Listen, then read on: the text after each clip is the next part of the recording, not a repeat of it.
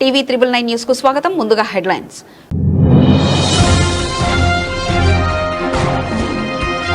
Iran కు Trump warning, చర్చలు విఫలమైతే మరిన్ని దాడులు.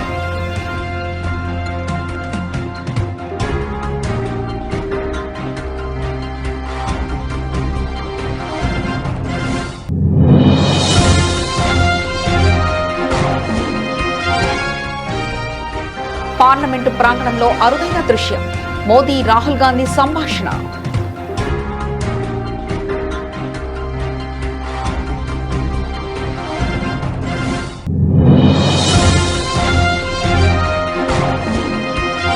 బెంగాల్ బీజేపీ మేనిఫెస్టోను విడుదల చేసిన కేంద్ర హోంమంత్రి అమిత్ షా, మహిళలకు ఉచిత బస్సు ప్రయాణం కల్పిస్తామని హామీ.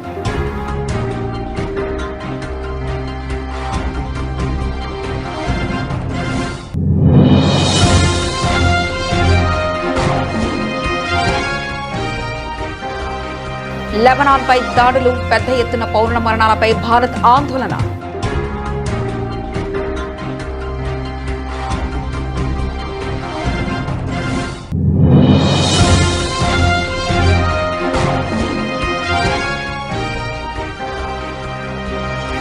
ఐలాపూర్లో హైడ్రా కూల్చివేతలకు బ్రేక్, హైకోర్టు స్టే ఆర్డర్.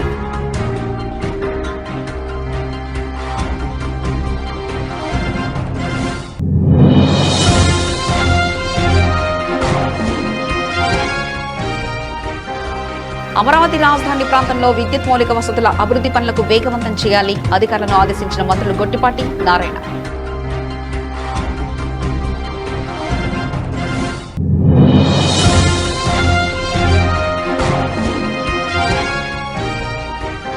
ఇరవైన మోతేలో కేసీఆర్ భారీ బహిరంగ సభ, ఏర్పాట్లు పరిశీలించిన జీవన్ రెడ్డి, కొప్పుల ఈశ్వర్.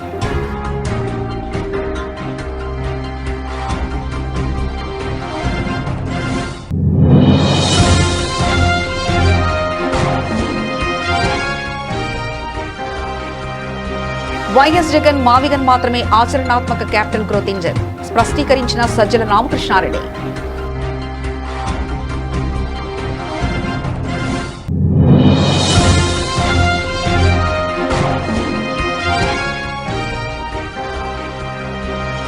తెలంగాణ జాగృతి కార్యాలయంలో ఘనంగా మహాత్మా జ్యోతిబాపులే జయంతి వేడుకలు, పాల్గొన్న కల్వకుట్ల కవిత.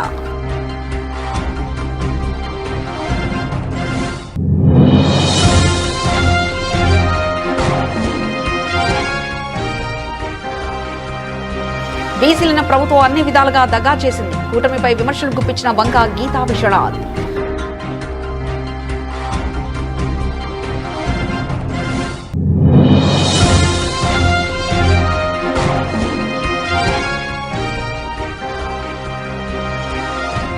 వైభవ్ సూర్యవంశీ వీరబాదుడు, ఆర్సీబీకి తొలి ఓటమి.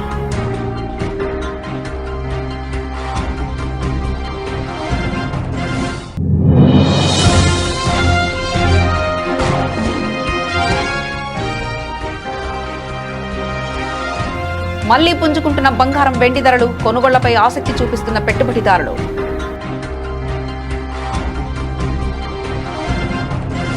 ఇక ఇరాన్, అమెరికా దేశాల మధ్య 2 వారాల కాల్పుల విరమణ ఒప్పందం కొనసాగుతున్న సంగతి తెలిసిందే. ఈరోజు శనివారం పాకిస్తాన్లో 2 దేశాల మధ్య చర్చలు జరగనున్నాయి. ఇరాన్తో అమెరికా చర్చలు జరపనున్న వేళ అమెరికా అధ్యక్షుడు డొనాల్డ్ ట్రంప్ ఇరాన్కు సీరియస్ వార్నింగ్ ఇచ్చారు. అంతర్జాతీయ జల మార్గాలను బ్లాక్ చేయడం తప్ప ఇరాన్ దగ్గర మరో అస్త్రం లేదని అన్నారు. హర్ముజ్ జలసంధిని తెరవాలన్నది తమ డిమాండ్ అని తేల్చి చెప్పారు. చర్చలు విఫలమైతేనే ఇరాన్పై మరిన్ని దాడులు చేస్తామని అన్నారు. అత్యుత్తమ ఆయుధాలతో సైన్యం ఇరాన్పై దాడి చేయడానికి సిద్ధంగా ఉందని తెలిపారు. ఇరాన్ బలగాలు సైనికంగా ఓడిపోయాయని అన్నారు. ఇరాన్ దగ్గర అణు ఆయుధాలు ఉండకూడదని స్పష్టం చేశారు. Yeah, but that'll open up automatically. The answer is yes, but the strait will open up. If we just left, the strait's going to, otherwise they make no money. So the strait's going to open, but what we have is no nuclear weapon, but we'll open the strait anyway. Don't forget, we don't use the strait. Other countries use the strait. So we do have other countries coming up, and they'll help out, but we don't use it. It won't be easy. It won't be, I would say this, we will have that open fairly soon. ఇక దేశ రాజకీయాల్లో ఉప్పు నిప్పుగా ఉండే ప్రధానమంత్రి మోదీ లోక్సభలో ప్రతిపక్ష నేత Rahul Gandhi parliament ప్రాంగణంలో ఒకరినొకరు పలకరించుకోవడం రాజకీయ వర్గాల్లో ఆసక్తి రేకెత్తింది. ఈరోజు మహాత్మా జ్యోతిబాపులే 200వ జయంతిని పురస్కరించుకుని పార్లమెంట్లోని ప్రేరణా స్థల వద్ద ఏర్పాటు చేసిన నివాళుల కార్యక్రమంలో ఈ అరుదైన దృశ్యం ఆవిష్కృతమైంది. తొలుత రాష్ట్రపతి ద్రౌపది ముర్ము, ఉపరాష్ట్రపతి సిపి రాధాకృష్ణన్ పూలే విగ్రహానికి నివాళులర్పించగా అనంతరం ప్రధాని మోదీ, స్పీకర్ ఓం బిర్లా, రాహుల్ గాంధీ చిత్రపటానికి పూలమాలలు వేసి శ్రద్ధాంజలి ఘటించారు. ఈ కార్యక్రమంలో ప్రధాని మోదీ పార్లమెంటు ప్రాంగణానికి చేరుగానే సమయానికి రాహుల్ గాంధీ అక్కడికి చేరుకున్నారు. వాహనం దిగి వచ్చిన మోదీకి రాహుల్ మర్యాదపూర్వకంగా నమస్కరించారు. అనంతరం ఇద్దరు కాసేపు పలు విషయాలపై ముచ్చటించుకున్నారు. ప్రధాని ఏదో అడుగుతుండగా రాహుల్ దానికి సమాధానం ఇస్తున్నట్లుగా ఉన్న దృశ్యాలు ప్రస్తుతం సోషల్ మీడియాలో వైరల్ గా మారాయి. 5 రాష్ట్రాల ఎన్నికల నేపథ్యంలో బీజేపీ, కాంగ్రెస్ పార్టీల మధ్య తీవ్రస్థాయిలో రాజకీయ వాగ్యుద్ధం నడుస్తున్న తరుణంలో పార్లమెంట్ సాక్షిగా ఇద్దరు అగ్రనేతలు ఇలా సౌహార్దపూర్వక స్నేహ వాతావరణంలో మాట్లాడుకోవడం విశేషం. సభలో ఒకరిపై ఒకరు తీవ్ర విమర్శలు చేసుకున్నప్పటికీ దేశం గర్వించదగ్గ మహాత్ముని జయంతి వేడుకల్లో రాజకీయ విభేదాలను పక్కన పెట్టి కలిసి కనిపించడం ప్రశంసనీయం.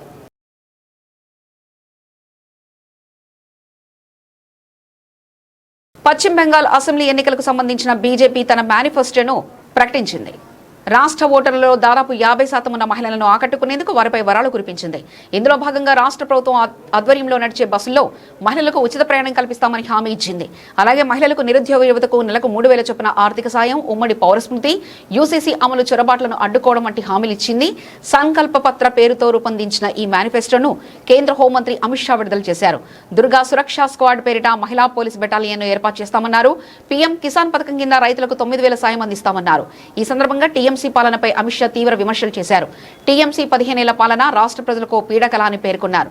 రాజకీయ ప్రేరేపిత హింస, అవినీతి చొరబాట్లు, నిరుద్యోగం తదితర సమస్యలపై త్వరలో జరిగే అసెంబ్లీ ఎన్నికలకు రెఫరెండం అని షా అన్నారు. मित्रों, आज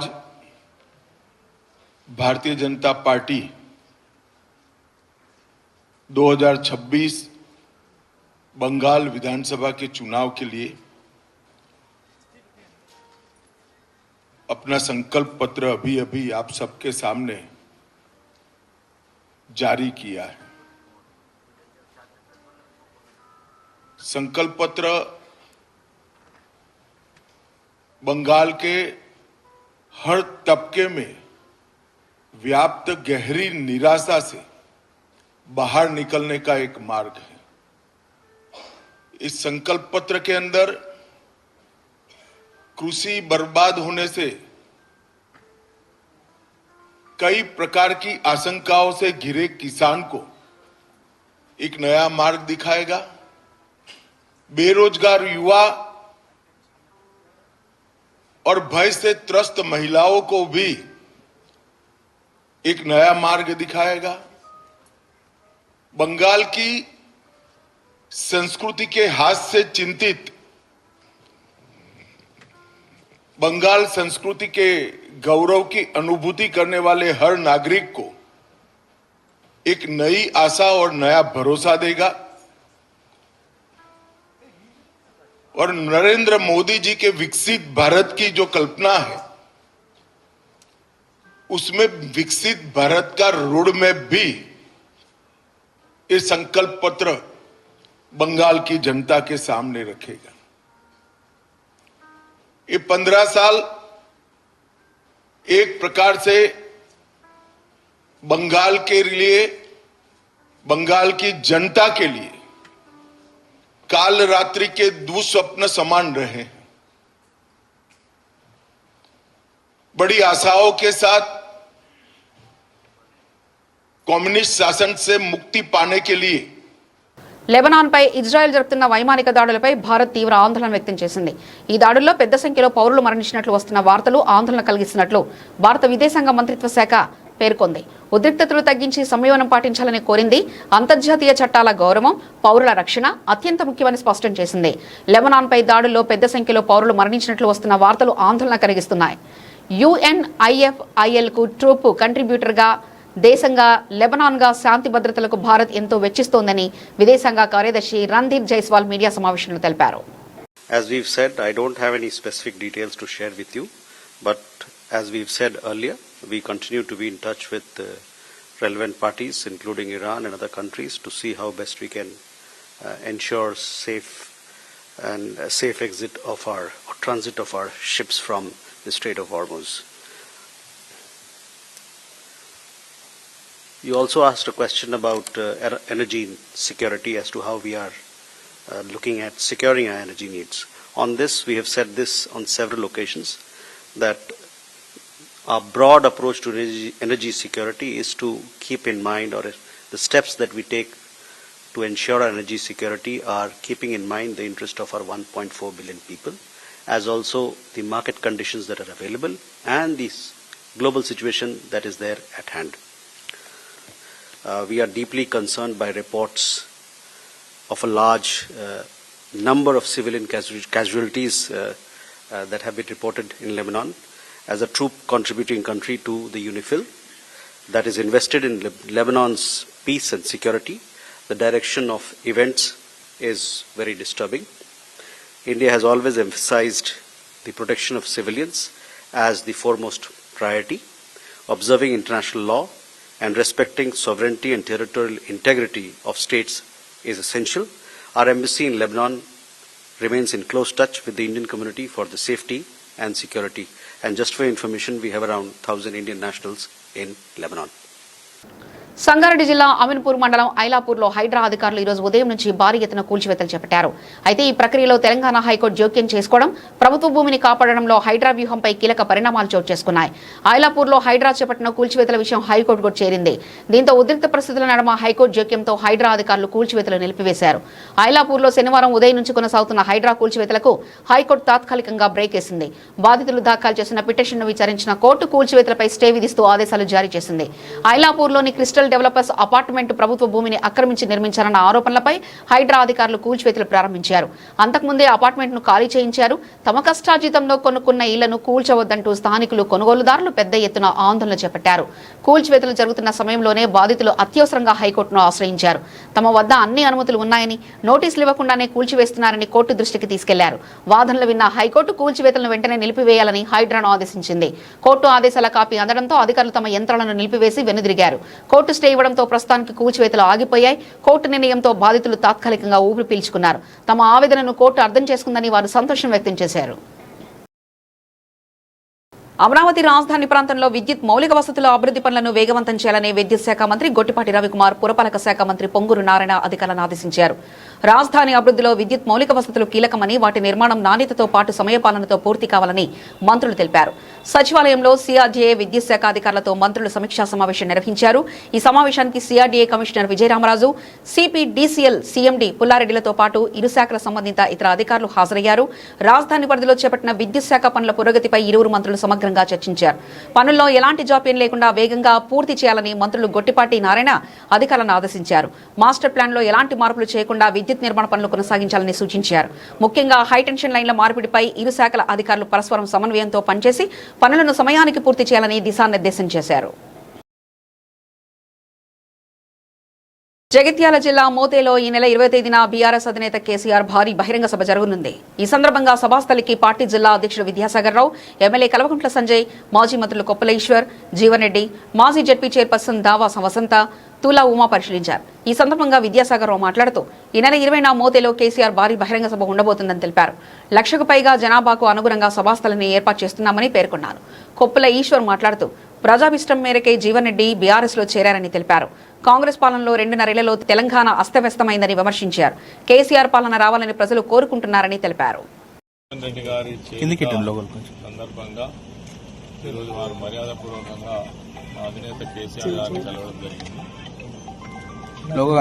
వారితో పాటు జగిత్యాల జిల్లాకు సంబంధించినటువంటి మాజీ మంత్రివర్యులు ఎల్ రమణ గారు కావచ్చు, విద్యాసాగర్ రావు గారు కావచ్చు, అదేవిధంగా నేను కావచ్చు, దావా వసంత కావచ్చు, గంగుల కమలాకర్ గారు, ఆ జిల్లాకు సంబంధించిన ప్రముఖులతో జీవన్ రెడ్డి గారితో పాటు ప్రత్యేకమైన సమావేశం నిర్వహించడం జరిగింది. వారి జైనింగ్ అనేటువంటి డేట్ ఒకటి, అదేవిధంగా పెద్ద మొత్తంలో సభ నిర్వహించి ఆ సభలో జీవన్ రెడ్డి గారి చేరికతో పాటు ఆ ప్రాంతంలో రైతులు, ప్రజలు ఎదుర్కొంటున్నటువంటి అనేక విషయాల మీద కూడా కేసీఆర్ గారు స్పందించే ఆ విషయాల పట్ల డిస్కషన్ చేయడం జరిగింది. త్వరలో ఆ డేట్ కూడా నిర్ణయించడం అంటే డిక్లేర్ చేయడం జరుగుతుంది. తర్వాత మీటింగ్ సంబంధించిన ఏర్పాట్లన్నీ కూడా చేయడం. ప్లీనరీ లోపే ఉంటుంది. అంటే ప్లీనరీ సమావేశం వేరు, జాయినింగ్ సమావేశం వేరు, ప్లీనరీ వేరు. ప్లీనరీ ఏమో 27th ఉంది. నాకు తెలిసి 20 లోపలనే ఈ సభ జరిగేటువంటి అవకాశం ఉంది. అంటే ఇప్పుడు ఎక్కడ పెట్టే జగిత్యాల జగిత్యాల కేంద్రంగానే జగిత్యాల పట్టణ పరిసర ప్రాంతాలలోని ఈ సభ నిర్వహించారు. జీవన్ రెడ్డి గారి జాయినింగ్ కోసం. జీవన్ రెడ్డి గారు అంటే ఎలా ఇంటరాక్ట్ అయ్యారు? జీవన్ రెడ్డి గారు ఆయన నిన్న కూడా మేము కేటీఆర్ గారితో పాటు మేము కూడా వెళ్ళినప్పుడు చాలా విషయాల పట్ల వారు స్పందించడం జరిగింది. ఈ ప్రభుత్వం యొక్క పనితీరు, ప్రజలను మోసగించినటువంటి తీరు, తర్వాత ఈ 2 సంవత్సరాలుగా ప్రజలు ఏ విధంగా సఫర్ అవుతున్నారు అన్ని రంగాలలో అనేటువంటిది కూడా ఎంతో ఊహించుకున్నారు. అప్పుడు నేను కాంగ్రెస్ పార్టీలో ఉన్న మేనిఫెస్టో రిలీజ్ చేసినప్పుడు కూడా అవేవి అమలు చేయలేకపోయినాము. ప్రజలు చాలా ఇబ్బందులలో ఉన్నారు, ఆవేదనతో ఉన్నారు. ఈ పరిస్థితులలో మరి పార్టీలో కూడా నాకంటూ ఒక గౌరవం లేనటువంటి పరిస్థితులలో మరి ఇప్పుడు వచ్చినటువంటి కొత్త నాయకత్వం ఏదైతే ఉందో సీనియర్స్ పట్ల వాళ్ళు వ్యవహరించినటువంటి తీరును నిరసిస్తూనే ఆయన బీఆర్ఎస్లో చేరడం ద్వారానే తెలంగాణ ప్రాంతానికి మేలు జరుగుతుంది, ప్రజలు నమ్ముకున్నటువంటి ఆశయాలు అనుగుణంగా ఆ ప్రభుత్వమే నిర్వహిస్తుంది కేసీఆర్ గారి నాయకత్వంలో అనేది వారి యొక్క అభిప్రాయం చెప్పడం జరిగింది. తదనుగుణంగానే ఆయన నిర్ణయం తీసుకోవడం జరిగింది. అంటే జీవన్ రెడ్డి గారికి మాజీ సీఎం కేసీఆర్ గారు ఎటువంటి హామీ ఇచ్చారు? అంటే పార్టీ హామీ అనేది కాదు, ఆయన కేసీఆర్ గారితో కలిసి పనిచేయడానికి పార్టీలో మమేకమై పార్టీని బలోపేతం చేయడం కోసం, రానున్న ఎన్నికలలో ప్రజలను సన్నద్దం చేయడం కోసం, ఈ ప్రభుత్వం యొక్క వైఫల్యాలను ఎత్తి చూపడం కోసం వారు సిద్ధంగా ఉన్నారు. ప్రపంచ స్థాయి రాజధాని పేరిట సీఎం చంద్రబాబు ఆంధ్రప్రదేశ్ రాష్ట్రాన్ని కోలుకోలేని ఆర్థిక సంక్షోభంలోకి నెడుతున్నారని వైఎస్ఆర్సీపీ స్టేట్ కోఆర్డినేటర్ సజ్జల రామకృష్ణారెడ్డి ధ్వజమెత్తారు. తాడేపల్లిలో మీడియా ప్రతినిధుల ప్రశ్నలకు బదిలిస్తూ చంద్రబాబు ప్రతిపాదిస్తున్న అమరావతి నిర్మాణం మరో 30-40 ఏళ్లైనా పూర్తి కాదని, ఒకవేళ పూర్తయినా అది సామాన్యులకు నివాసయోగ్యంగా కాదని తేల్చి చెప్పారు. ఈ నేపథ్యంలో వైఎస్ జగన్ మావిగన్ మచిలీపట్నం, విజయవాడ, గుంటూరు కాన్సెప్ట్ అమరావతికి అయ్యే ఖర్చులో కేవలం 10%తోనే సాధ్యమవుతుందని, ఇది ఇప్పటికే ఉన్న మౌలిక వసతులతో రాష్ట్రాన్ని ఆర్థికంగా బలోపేతం చేస్తుందని స్పష్టం చేశారు. వైఎస్ జగన్ ఈ ఆచరణాత్మక ఆలోచనకు ప్రజల నుంచి వస్తున్న మద్దతును చూసి చంద్రబాబులో వణుకు మొదలైందని, అందుకే ఎల్లో మీడియా ద్వారా వైఎస్ఆర్సీపీ నేతల కుటుంబాలపై నీచమైన రాతలు రాయిస్తూ డైవర్షన్ పాలిటిక్స్ చేస్తున్నారని మండిపడ్డారు. ఆంధ్రజ్యోతి రాధాకృష్ణ వంటి వారి రాతలను సమర్థిస్తున్న చంద్రబాబు, పవన్ కళ్యాణ్ల ద్వంద్వ వైఖరిని ప్రజలు గమనిస్తున్నారని, రాష్ట్ర ప్రయోజనాల కోసం తాము ఈ అప్పుల రాజధానిపై పోరాటం కొనసాగిస్తామని సజ్జల స్పష్టం చేశారు. ఆ రోజైనా ఈ రోజైనా రేపైనా చంద్రబాబు నాయుడు గారు పెట్టే ఖర్చుతో ఆయన ఎక్కడి నుంచి ఆ అప్పులు ఇప్పుడు పుట్టడం కూడా ఇమ్మీడియట్ అసాధ్యం. వచ్చినవన్నీ డైవర్ట్ చేసుకుంటూ ఆయన పోయినా ఆ 2 లక్షల కోట్లో 3 లక్షల కోట్లో అది తీసుకొచ్చి పెట్టినా అది నెక్స్ట్ 10 ఏళ్ళు 20 ఏళ్ళు పూర్తి కావడం అసాధ్యం. అంతవరకు రాజధాని ఉండదు. సో ఏతావాత తేలేదంటే చంద్రబాబు నాయుడు ఆలోచనల ప్రకారం పోతే రాష్ట్రానికి రాజధాని అనేది ఉండదు, కానీ రాష్ట్రం అప్పుల ఊబిలో మరింత లోతుగా కూరుకుపోవడానికి అది దోహదపడుతుంది. చంద్రబాబు నాయుడు గారు కానీ ఆయన కోటరీ కానీ వ్యక్తిగతంగా కుబేరులు కావడానికి తోడ్పడవచ్చు. That's different issue. అందువల్లనే జగన్మోహన్ రెడ్డి గారు ఇది వద్దు, అక్కడ వైజాగ్ అన్నది ఆ రోజు అన్నది. వైజాగ్ మళ్ళీ చెప్తున్నాం, వైజాగ్ అనేది ఆ రోజు అన్నారు, ఈ రోజు కూడా అనొచ్చు. ఎందుకు అనట్లేదంటే ఆ రోజు అన్నాము. అన్న తర్వాత చంద్రబాబు నాయుడు గారు తన బినామీలతో వేరే వాళ్ళ ద్వారా కోర్టుకు పోయి టెక్నికల్ గ్రౌండ్స్ మీద వీటి మీద ఆపించినప్పుడు డిలే అయింది, లేకపోతే వెళ్ళిపోయేది. అప్పటికి అక్కడే లేదు, ఇక్కడ జ్యుడిషియల్ మన ఇది లెజిస్లేటివ్ క్యాపిటల్ ఇక్కడ ఉండేది, కర్నూలు కోర్టు జ్యుడిషియల్ క్యాపిటల్ ఉండేది. వైజాగ్కు పూర్తి లక్షణాలు స్ట్రైట్ ప్లగ్ అండ్ ప్లే లక్షణాలు దానికి ఉన్నాయి, అందరికీ తెలుసు. ఈ రోజు ఉన్న పరిస్థితుల్లో ఇప్పుడు మళ్ళీ 2వ టర్మ్ వచ్చాడు, అవునన్నా కాదన్నా 29 వరకు చంద్రబాబు నాయుడు గారు. కాబట్టి ఇక్కడే చేస్తున్నారు. కాబట్టి ఈలోగా జగన్మోహన్ రెడ్డి గారి ఆలోచనల వల్ల, చంద్రబాబు నాయుడు ఆలోచనల వల్ల కాదు, మచిలీపట్నం పోర్టు మొదలై సుమారుగా పూర్తి వచ్చింది. కాబట్టి ఆ పోర్టు కూడా పూర్తి అవుతోంది. కొంచెం ఖర్చు పెట్టాల్సి వచ్చినా కూడా ఇక్కడే దేర్ ఇస్ స్కోప్ ఉంది. ఇది జగన్మోహన్ రెడ్డి గారి ఆలోచన. ఇందులో నాకు తప్పు, ఇది ఎవరికైనా ప్రాక్టికల్ అనిపిస్తుందా? అది ప్రాక్టికల్ అనిపిస్తుందా? 1924 మధ్య జగన్మోహన్ రెడ్డి గారు ఉత్తరాంధ్ర ప్రజల ఆకాంక్షలను కానీ, ఇక్కడ ప్రజల ఆకాంక్షలను కానీ, రాయలసీమ ప్రజల ఆకాంక్షలను కానీ దృష్టిలో పెట్టుకొని 3 క్యాపిటల్స్ పెట్టి అందరినీ సాటిస్ఫై చేసే ప్రయత్నం ఆయన చేస్తే, ఆ రోజు చంద్రబాబు నాయుడు గారు he was against and he is against Vizag and Kurnool. Vizag against తను వ్యతిరేకము అనడం ద్వారా ఉత్తరాంధ్రకు వ్యతిరేకమని స్పష్టం చేశాడు. కర్నూలు అది వద్దని చెప్పి ఎగతాళి చేయడం ద్వారా రాయలసీమకు వ్యతిరేకం అనేది అక్కడ. ఇప్పుడు 24 ఎన్నికల్లో గెలిచాక ఈయన మచిలీపట్నం, విజయవాడ, గుంటూరు కూడా వ్యతిరేకం అనేది రుజువు చేసుకుంటున్నాడు. ఏం మెసేజ్ ఇస్తున్నా అంటే ఈయనకు ఏమి పట్టట్లా. ఆ అవుట్ ఆఫ్ నోవేర్ మధ్యలో ఉన్న ఏదైతే తన ఒక అవినీతికి గనిలా. మహాత్మా జ్యోతిబా పూలే జయంతిని పురస్కరించుకుని తెలంగాణ జాగృతి కార్యాలయంలో జయంతి వేడుకలు ఘనంగా నిర్వహించారు. ఈ కార్యక్రమంలో తెలంగాణ జాగృతి అధ్యక్షురాలు కల్వకుంట్ల కవిత పాల్గొన్నారు. ఈ సందర్భంగా కవిత మాట్లాడుతూ తెలంగాణ జాగృతి బలంగా తీసుకున్న సామాజిక తెలంగాణ లక్ష్యాన్ని సాధించేందుకు అహర్నిశలు కృషి చేయడమే మహాత్మా జ్యోతిబా పూలే గారికి మనం అందించే నిజమైన గౌరవ నివాళి అని పేర్కొన్నారు. మనమందరం కూడా భారతదేశ వ్యాప్తంగా మహారాష్ట్రలో పుట్టినటువంటి ఆ మహనీయుడు చేసినటువంటి త్యాగాలను, పడ్డటువంటి కష్టాన్ని గుర్తుంచుకోవాలి. ఏ విప్లవం తీసుకురావాలన్నా దానికి త్యాగం అనేటటువంటిదే పునాదిగా ఉంటుందన్న విషయాన్ని మనందరం కూడా గమనించుకొని, మరి మార్పు సమాజంలో తేవాలంటే ముందు మన వైపు నుండే మొదలు కావాలనే అంశాన్ని కూడా గుర్తుపెట్టుకోవాలి. మనం పోయే తొవ్వ ముళ్ళబాటలాగా ఉంటుంది, ఎవరు వెంటనే సహజంగా ఒప్పుకోరు. ఆనాడు పూలే గారికి కూడా అదే జరిగింది. అనేక రకాలైనటువంటి అవమానాలు ఎదురైనప్పటికీ కూడా తను నమ్ముకున్నటువంటి తొవ్వను విడవకుండా ముందుకెళ్ళినారు. కాబట్టే ఇన్ని సంవత్సరాల తర్వాత కూడా ఆ మహానుభావుని మనందరం కూడా గుర్తు చేసుకుంటున్నటువంటి సందర్భం. సో పూలే గారి ఆశయాల సాధన అంటే నివాళులర్పించి మర్చిపోవడం కాదు, మన జాగృతి నుండి మనం ఏదైతే బలంగా తీసుకున్న సామాజిక న్యాయ నినాదం ఉన్నదో దాన్ని సాధించడం కోసం అహర్నిశలు మనందరం పనిచేయడమే వారికి మనం ఇచ్చేటటువంటి ఘనమైన నివాళి అని చెప్పి నేను మనస్ఫూర్తిగా భావిస్తున్నాను. మరి జాగృతి సైనికులుగా తెలంగాణ సమాజంలో మార్పు దేవాలని కంకణబద్దులై కదులుతున్న మనందరం కూడా వారి అడుగుజాడల్లో నడవాలని చెప్పి సూచన చేస్తూ ఉన్నాను. మరి ఇవాళ కేంద్ర ప్రభుత్వం మహిళా బిల్లు కోసం మళ్ళీ 16, 17, 18వ తారీఖు నాడు సభ పెట్టింది. ఈ మహిళా బిల్లు ఇవాళ దేశంలో వచ్చింది అంటే కేవలం తెలంగాణ జాగృతి చేసినటువంటి ఉద్యమమే అనేటటువంటిది చాలా సగర్వంగా మనందరం చెప్పుకోవాలి. మరి అదే మహిళా బిల్లులో మనం సాధించినటువంటి మహిళా బిల్లులో బీసీ ఉపకోట లేకపోవడం అన్నది పాలకులకు భయం లేకపోవడం అని అర్థం. మళ్ళీ జాగృతి చేపట్టేటటువంటి ఒక నినాదంతో కేంద్ర ప్రభుత్వానికి పూలేనే మళ్ళా పుట్టిండా ఈ ఉద్యమం చేయడానికి అనేటటువంటి వెన్నులో వణుకు పుట్టించి బీసీలలో మహిళా కోట సాధించేంత వరకు కూడా జాగృతి సైనికులు ఎవరం కూడా మరి విశ్రమించడానికి లేదు అని ఈ సందర్భంగా బలంగా మనందరం కూడా మనం ఒక బీసీలను కూటమి ప్రభుత్వం అన్ని విధాలా దగా చేసిందని పిఠాపురం నియోజకవర్గ వైఎస్ఆర్ కాంగ్రెస్ పార్టీ ఇన్ఛార్జ్ వంగా గీతా విశ్వనాథ్ ఆరోపించారు. మహాత్మా జ్యోతిరావు పూలే 199వ జయంతిని పిఠాపురం మహారాజా కోట ఆవరణలో గల వైఎస్ఆర్ కాంగ్రెస్ పార్టీ కార్యాలయంలో పిఠాపురం నియోజకవర్గ వైఎస్ఆర్ కాంగ్రెస్ పార్టీ ఇన్ఛార్జ్ వంగా గీతా విశ్వనాథ్ ఆధ్వర్యంలో ఘనంగా నిర్వహించారు. ముందుగా జ్యోతిరావు పూలే చిత్రపటానికి బీసీ నాయకులతో కలిసి పూలమాలలు వేసి ఘనంగా నివాళులర్పించారు. అనంతరం మిఠాయిలు పంచారు. ఈ సందర్భంగా జ్యోతిరావు పూలే చేసిన సేవలను పలువురు కొనియాడారు. బడుగు బలహీన వర్గాల ఆశా జ్యోతి మహాత్మా బాబా పూలే గారి జయంతి సందర్భంగా పిఠాపురం నియోజకవర్గంలో వైఎస్ఆర్సీపీ పార్టీ కార్యాలయంలో వైఎస్ఆర్సీపీ కుటుంబ సభ్యులు ఘనంగా నివాళులు అర్పించడం జరిగింది. బాబా పూలే ఒక ఆశా జ్యోతిగా స్వతంత్రం రాకముందు నుంచి కూడా అణగారిన వర్గాల కోసం, అట్టడుగు వర్గాల కోసం, వారి అభ్యున్నతి కోసం, స్త్రీ విద్య కోసం మరి ఆనాడు బ్రిటిష్ ప్రభుత్వాన్ని కూడా ఎదిరించి పోరాడి తన జీవితాన్ని అర్పించిన వ్యక్తి మహాత్మా బాబా పూలే. వారు ఇచ్చిన ఆశయాలకు అనుగుణంగానే మరి ఈ దేశంలో అనేక సంస్కరణలు వచ్చాయి, అనేక అవకాశాలు రావడానికి ఒక మార్గం ఏర్పడింది అనేది అందరికీ తెలిసిన విషయం.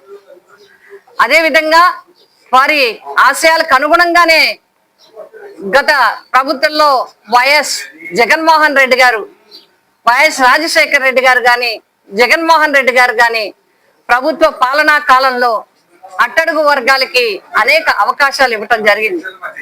ఈ కూటమి ప్రభుత్వం ఎన్నికల్లో అనేక హామీలు ఇచ్చింది. 50 సంవత్సరాలకే బీసీలకి పెన్షన్లు ఇస్తామని, అదేవిధంగా బీసీలకి జనాభా ప్రాతిపదికన లెక్కలు తీసి వారికి అవకాశాలు కల్పిస్తామని, బీసీ అభ్యున్నతి కోసం వారి అన్ని రంగాల్లో ముందుకు రావటం కోసం కమిటీలు వేస్తామని, ఇలా అనేక రకాలుగా వాగ్దానాలు ఇచ్చి వారిని నమ్మించడం జరిగింది. కానీ ఇప్పటి వరకు అసలు కమిటీలు వేయటం కానీ, వారి కోసం ఆలోచించడం కానీ చేయకపోగా మరి పేద వర్గంలో మగ్గుతున్న బీసీ వర్గాలకి ఇచ్చే 50 ఏళ్ళకే పెన్షన్ విషయంలో కూడా పట్టించుకోలేదు ఈ కూటమి ప్రభుత్వం. ఇంకా 1-2 నెలల్లో మరి 2 సంవత్సరాలు పూర్తి కావస్తున్నప్పటికీ కూడా బీసీ వర్గాల ఆశలు నిరాశలయ్యాయి. అందుకోసమే మేము వైఎస్ఆర్సీపీ పార్టీ తరఫున ఇండియన్ ప్రీమియర్ లీగ్లో రాజస్థాన్ రాయల్స్ యువ సంచలనం 15 ఏళ్ల వైభవ్ సూర్యవంశీ తన అద్భుత ఫామ్ను కొనసాగించాడు. డిఫెండింగ్ ఛాంపియన్ రాయల్ ఛాలెంజర్స్ బెంగళూరుతో జరిగిన మ్యాచ్లో కేవలం 15 బంతుల్లోనే హాఫ్ సెంచరీ బాది జట్టుకు అద్భుత విజయాన్ని అందించాడు. ఈ విజయంతో రాజస్థాన్ రాయల్స్ ఈ సీజన్లో తమ అజేయ యాత్రను కొనసాగిస్తూ పాయింట్ల పట్టికలో అగ్రస్థానాన్ని పదిలం చేసుకోగా ఆర్సీబీకి తొలి ఓటమి ఎదురైంది. బెంగళూరు నిర్దేశించిన 202 పరుగుల భారీ లక్ష్య ఛేదనతో వైభవ్ సూర్యవంశీ విధ్వంసకర బ్యాటింగ్తో చెలరేగాడు. కేవలం 26 బంతుల్లో 8 ఫోర్లు 7 సిక్సర్లతో 78 పరుగులు చేసి రాజస్థాన్ విజయానికి బలమైన పునాది వేశాడు. అంతకుముందు తొలుత బ్యాటింగ్ చేసిన ఆర్సీబీకి తొలి బంతికే జోఫ్రా ఆర్చర్ షాక్ ఇచ్చాడు. ఓపెనర్ పీల్ సాల్ట్ను డకౌట్ చేశాడు. విరాట్ కోహ్లీ 32 వేగంగా ఆడిన రవి బిష్ణోయ్ 2/32, ఆర్చర్ 2/33 కట్టుదిట్టంగా బౌలింగ్ చేయడంతో ఆర్సీబీ 125/7తో కష్టాల్లో పడింది. ఆ దిశలో కెప్టెన్ రజత్ పాటీదార్ 40 బంతుల్లో 63, రొమారియో షెపర్డ్ 11 బంతుల్లో 22, చివర్లో వెంకటేష్ అయ్యర్ 29 రాణించడంతో ఆర్సీబీ 201 పరుగుల భారీ స్కోరును సాధించింది. అయితే సూర్యవంశీ జురెల్ భాగస్వామ్యం ముందు ఈ స్కోరు సరిపోలేదు. పశ్చిమాసియాలో ఉద్రిక్తతలు తగ్గుముఖం పట్టడంతో పెట్టుబడిదారులు బంగారం వెండి కొనుగోలుపై ఆసక్తి చూపిస్తున్నారు. కొద్ది రోజులుగా తగ్గుతూ వచ్చిన బంగారం వెండి ధరలు ప్రస్తుతం మళ్లీ పుంజుకుంటున్నాయి. ఈ నేపథ్యంలో శనివారం కూడా బంగారం ధరలు పెరుగుదల నమోదు చేశాయి. ఈరోజు ఏప్రిల్ 11న ఉదయం 6 గంటల సమయంలో 24 క్యారెట్ల 10 గ్రాముల బంగారం ధర 1,52,360 దగ్గర ఉంది. ఇక 22 క్యారెట్ల 10 గ్రాముల బంగారం ధర 1,39,660 దగ్గర ఉంది. ఇక దేశ రాజధాని ఢిల్లీలో 24 క్యారెట్ల 10 గ్రాముల పసిడి రేటు 1,52,510కి చేరుకోగా 22 క్యారెట్ల 10 గ్రాముల గోల్డ్ ధర 1,39,810కి చేరుకుంది. మరోవైపు వెండి ధర కూడా పెరుగుదల నమోదు చేసింది. ప్రస్తుతం 2.65 లక్షల రూపాయల చేరువలో కదలాడుతుంది. బులెటిన్ ముగించే ముందు హెడ్లైన్స్ మరోసారి చూద్దాం.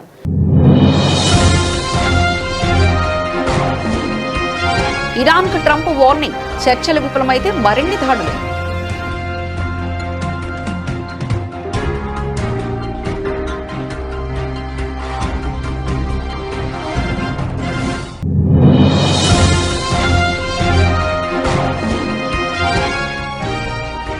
పార్లమెంటు ప్రాంగణంలో అరుదైన దృశ్యం, మోదీ రాహుల్ గాంధీ సంభాషణ.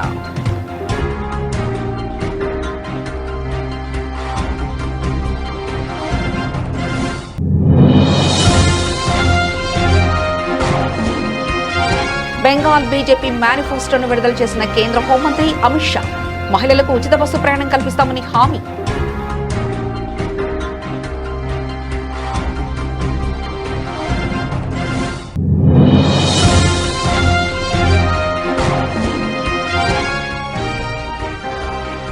లెబనాన్పై దాడులు, పెద్ద ఎత్తున పౌరుల మరణాలపై భారత్ ఆందోళన.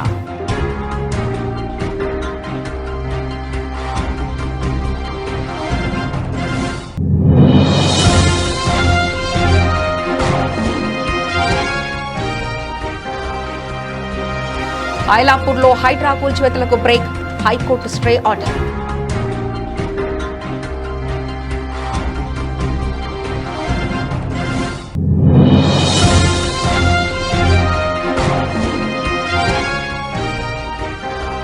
అమరావతి రాజధాని ప్రాంతంలో విద్యుత్ మౌలిక వసతుల అభివృద్ధి పనులకు వేగవంతం చేయాలి, అధికారులను ఆదేశించిన మంత్రులు గొట్టిపాటి, నారాయణ.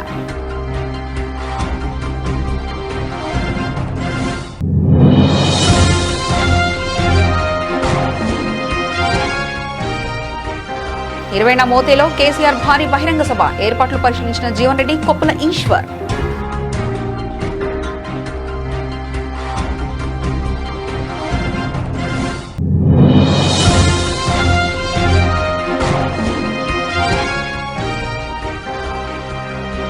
వైఎస్ జగన్ మావిగన్ మాత్రమే ఆచరణాత్మక క్యాపిటల్ గ్రోత్ ఇంజన్, స్పష్టీకరించిన సజ్జల రామకృష్ణారెడ్డి.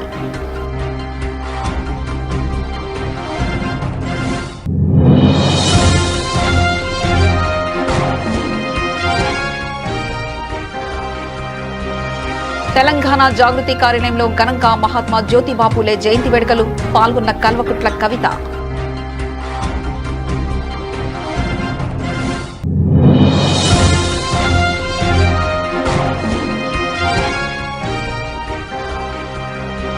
బీసీలను ప్రభుత్వం అన్ని విధాలుగా దగా చేసింది, కూటమిపై విమర్శలు గుప్పించిన వంగ గీతా విశ్వనాథ్.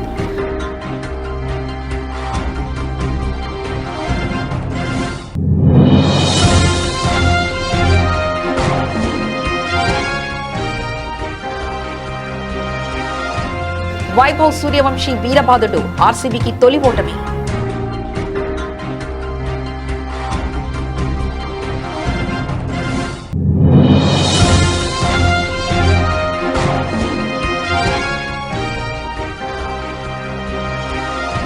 మళ్లీ పుంజుకుంటున్న బంగారం వెండి ధరలు, కొనుగోళ్లపై ఆసక్తి చూపిస్తున్న పెట్టుబడిదారులు.